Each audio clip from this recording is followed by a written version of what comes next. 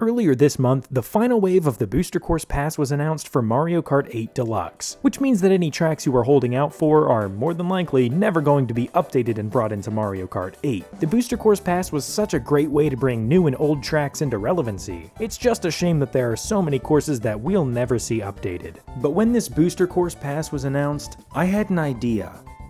What if I update these tracks? And what better track to start with than Luigi Circuit? I don't know. Probably just about any other track since Luigi Circuit isn't particularly noteworthy. But it is the first track in Mario Kart Wii, my first Mario Kart game. Plus, it's a good, simple track to start with. I should be able to find an analog replacement for just about every texture and model in Luigi Circuit, especially from tracks like Mario Kart Stadium. Now, if you're worried about how this track is going to turn out, you should be.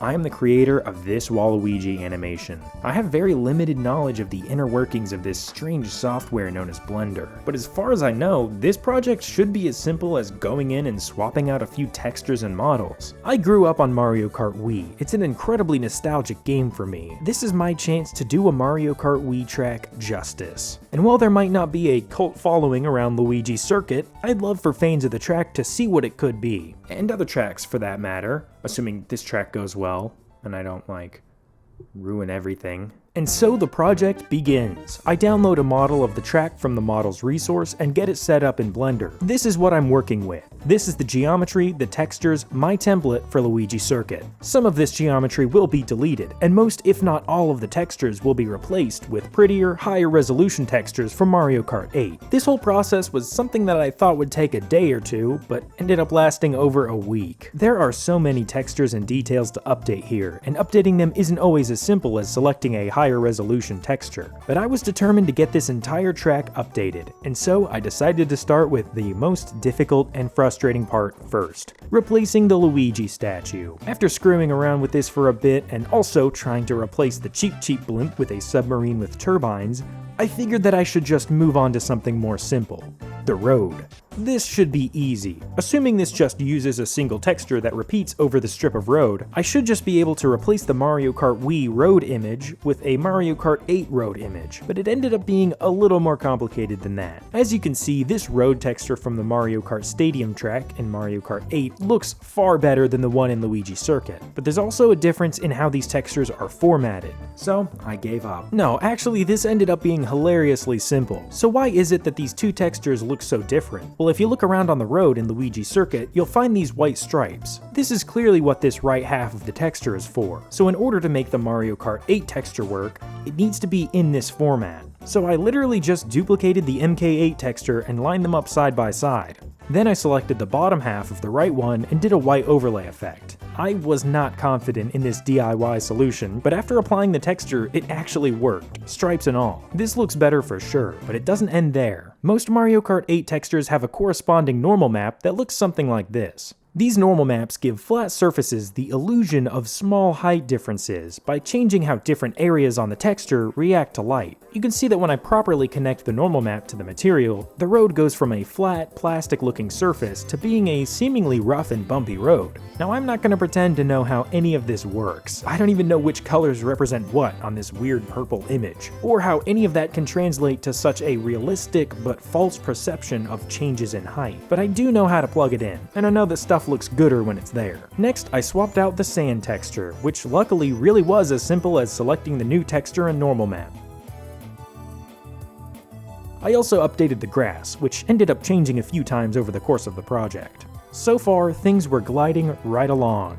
That was until I decided to attempt replacing these green and white blocks. At first I thought I'd just update the texture like everything else, but then I saw that these blocks use a sort of compilation texture where multiple separate objects around the course use the same texture to save on file size. Plus, when I went to find a better texture for the blocks, I found something kind of shocking. I found a worse texture in Mario Kart 8. That's because many parts of the graphical design philosophy changed from the Wii to the Wii U. Where the processing power before went into a somewhat convincing texture, it's now spent on actual 3D geometry with a more basic texture. So I deleted all of the old strips of cubes and brought in some new ones from Donut Plains. I also modified the texture in Photoshop to fit the color scheme of the track. Then I went on to tackle that texture that the old bricks were a part of, because I've still got to update everything else in that texture, which again ended up being a basic DIY solution. Find a better looking version of each part of the texture, and replace it in a scaled up template for higher resolution. Then bring the normal maps of those textures in to make a normal map texture. This is what the bulk of this project looked like, and honestly, it was shockingly fun. Every texture just felt like a fun, creative puzzle, each requiring some new solution or method that I hadn't thought to try before. For example, on this texture that's partially used for the dirt cliffside on these grass ledges, I had to come up with my own grass spillover on the top and bottom. See, this dirt texture is perfect, but it's just a hard cutoff from the grass. So I used the Photoshop object selection tool to select the shape of the original grass spill. Then I cut that shape out of the MK8 grass texture. Then I applied some drop shadows and faint outer glows, along with a little bit of painting with a green splatter brush to blend this grass with the dirt. This is the kind of stuff that I love doing in Photoshop and Blender. My next texture was a bit of a challenge as well. I was going to replace this texture, which the track uses for all of its advertisement signs as well as the start gate. The advertisements were as easy as cutting the newer ones out of an MK8 texture and slapping them over the old ones, but the start gate had to be rebuilt from scratch. So I searched around and found a great texture, the Toad Harbor start gate texture. This is where I got most of the patterns that I used on my custom start gate. I also brought this Mario Kart logo in, as well as the Luigi Guster's team logo to keep that Luigi spirit going. And after cobbling together a normal map that I was pretty sure would work, I had a noticeably more Mario Kart 8 looking start gate and advertisements. I kept replacing some textures but eventually got bored of that, so I decided to tackle the foliage. Now I could have kept on replacing textures until all of them were replaced, but given my attention span, there's no guarantee that I would have ever gotten to the foliage with that approach. So I deleted the 2D cardboard cutout bushes and replaced them with some more realistic looking Mario Kart 8 bushes.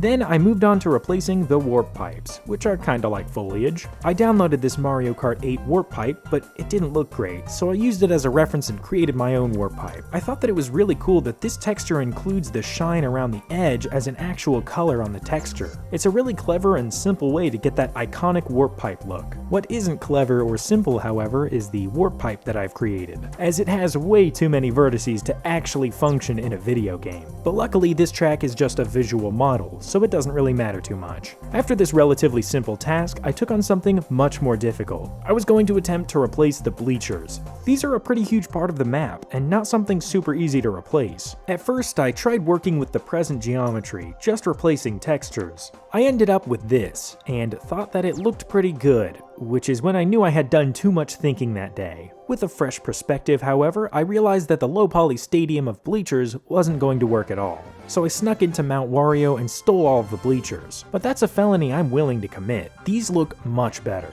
but they'd take some real work to adapt to this track. But eventually, after a little bit of texture modifying, sign moving, creating some new grass to fill in the gaps, and extending things out a bit, this new set of bleachers fits perfectly.